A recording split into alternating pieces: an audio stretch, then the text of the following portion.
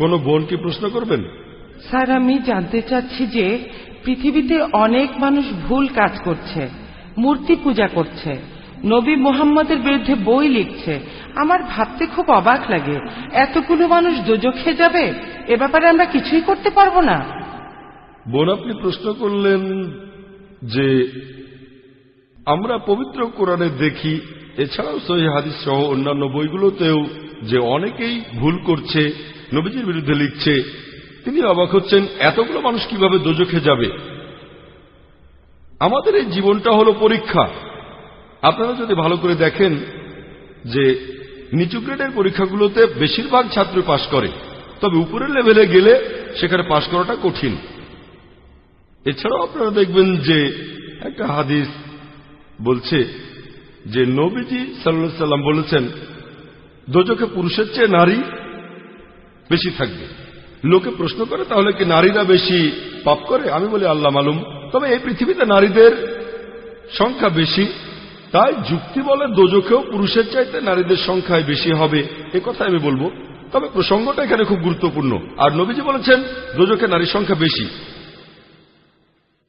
কেন? আমি একটা উত্তর দিয়েছিলাম যে পৃথিবীতে নারীর সংখ্যা অনেক বেশি, তাই যুক্তি দিয়ে যদি ধরে নেই যে সমান সংখ্যক মানুষ বেহেশত আর দোজখে যাচ্ছে, আমি জানি না বেহেশতেও নারীদের সংখ্যা বেশি কিনা, হাদিসে এমন কিছু বলা নেই, ব্যাপারটা আলাদা দেখতে হবে। আর বোন, আপনি এখানে প্রশ্ন করলেন যে আপনি খুব অবাক হচ্ছেন, ভাবছেন এতগুলো মানুষ কিভাবে দোজখে যাবে। এখন কথা হচ্ছে যারা এটা বুঝতে পারছেন, তার মানে যারা চলে এসেছেন সরল পথে। তবে অনেক মানুষ এটা বোঝার পরেও যেভাবে চিন্তা করে যে ও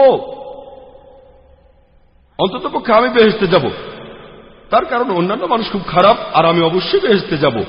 হযরত ওমরের বর্ণিত একটা হাদিসে বলা হয়েছে যে যদি তুমি জানো মাত্র একজন লোক বেহেশতে যাবে, তাহলে আল্লাহ তাআলার কাছে দোয়া করো যেন সেই লোকটা তুমি হতে পারো। বলতে পারেন না ও জানেন লোকজন সবাই আমার চেয়ে ভালো, তাহলে আমার তো বেহেশতে যাওয়ার প্রশ্নই আসে না। দোয়া করেন যেন বেহেশতে যেতে পারেন।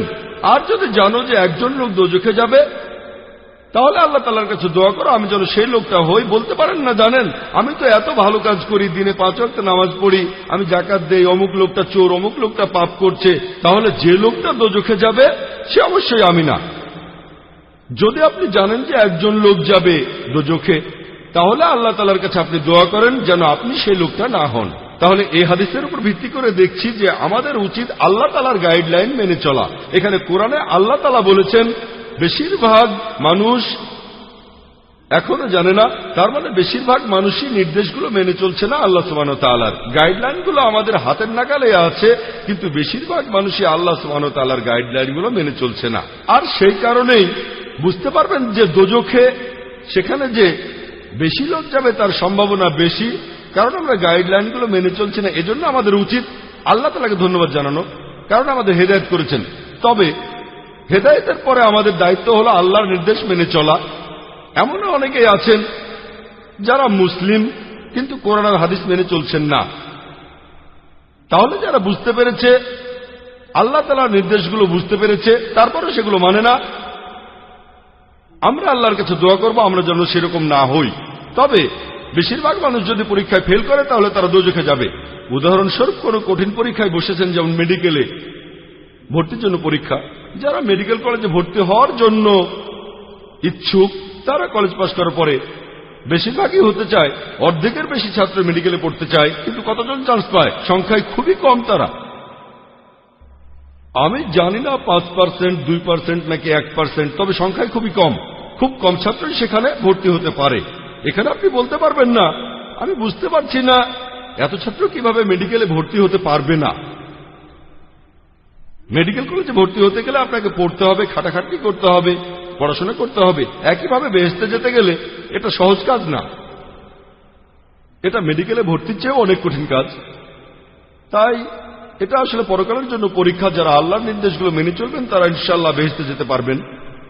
আশা করি বোন উত্তরটা পেয়েছেন। ভিডিওটি ভালো লাগলে লাইক দিয়ে শেয়ার করুন, কমেন্ট করে আপনার মতামত দিন। এরকম আরো ভিডিও পেতে সাবস্ক্রাইব করুন।